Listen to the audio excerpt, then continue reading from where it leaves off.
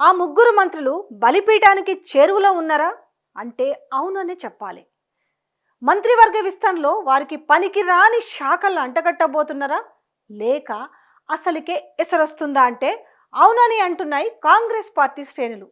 ఇద్దరు దళిత మంత్రుల కుదింపునకు కసరత్తు. నెంబర్ 2 నుంచి వెనక వరుసలోకి మరో మంత్రి. మంత్రివర్గ విస్తరణలో వారికి పనికిరాని శాఖలు అంటగట్టపోతున్నారంటూ గాంధీ భవన్ శ్రేణుల్లో చర్చలు. కూలుడు కుంగుడు గోల శాఖ తనకు వద్దని పట్టుబడుతున్న మరో సీనియర్ మంత్రి.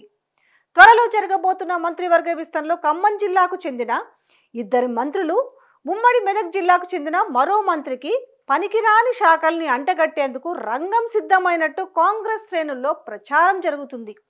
వీరిలో ఇద్దరు మొదటి నుంచి కాంగ్రెస్ వాదులైన సీనియర్ దళిత మంత్రులు కాగా, మరొకరు మొన్నటి వరకు ముఖ్య నేతకు అత్యంత నమ్మకస్తుడిగా రాష్ట్రంలో నెంబర్ 2 మంత్రిగా చెప్పుకున్న రెడ్డి సామాజిక వర్గానికి చెందిన వారని గాంధీ భవన్ వర్గాల్లో చర్చ జరుగుతుంది. కాంట్రాక్టర్లకు పెండింగ్ బిల్లుల చెల్లింపులో కమిషన్లు, శాఖల్లో పైరవీలు, వివాదాస్పద భూముల సెటిల్మెంట్లు, కబ్జాలు తదితరుల ఆరోపణల నేపథ్యంలో వారిని కీలక శాఖల నుంచి తప్పించి వాళ్ళకి ప్రాధాన్యత లేని శాఖలు అప్పగిస్తారన్న ప్రచారం జరుగుతుంది. ఖమ్మం జిల్లాకు చెందిన ఇద్దరు మంత్రుల్లో ఒకరు 20% మంత్రిగా, మరొకరు 30% మంత్రిగా విమర్శలు ఎదుర్కొంటున్నారు. ఇటీవల సెక్రటేరియట్లోనే ఏకంగా ఒక మంత్రి ఛాంబర్ ఎదుట కాంట్రాక్టర్లు ధర్నా చేసిన నేపథ్యంలో ఢిల్లీ అధిష్టానం సీరియస్గా తీసుకున్నట్టు తెలుస్తుంది. ఈ సంఘటనపై ఢిల్లీ దూత ఒకరు హైదరాబాద్కు వచ్చి విచారణ చేసి వెళ్ళినట్టు పార్టీ వర్గాలు కూడా చెప్పుకుంటున్నాయి. భూముల వ్యవహారాలు చక్కబెట్టిన ఒక మంత్రి ప్రతి పనిలోనూ 30% వాటా తీసుకుంటున్నట్టు అధిష్టానం వద్ద ఆధారాలు ఉన్నాయనే ప్రచారం జరుగుతుంది.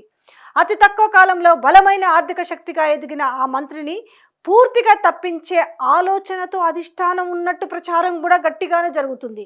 మెదక్ జిల్లాకు చెందిన సీనియర్ మంత్రిపై కూడా ఉద్యోగులు బదిలీలు, డిప్యుటేషన్లు, పరికరాల కొనుగోలులో పర్సంటేజ్ తీసుకుంటున్నారనే ఆరోపణలు ఢిల్లీ అధిష్టానానికి చేరినట్టు గాంధీ వర్గాల్లో చర్చించుకుంటున్నాయి.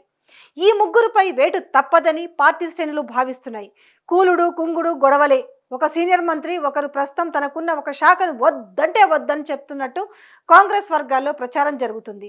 బీఆర్ఎస్ ప్రభుత్వంలో ఒక వెలిగిన ఆ శాఖ ఇప్పుడు తనకు గుదిబండ తీరుగా ఉందని నేరుగా ఢిల్లీ అధిష్టానానికి ఆయన చెప్పినట్టుగా కాంగ్రెస్ వర్గాలు చర్చించుకుంటున్నాయి.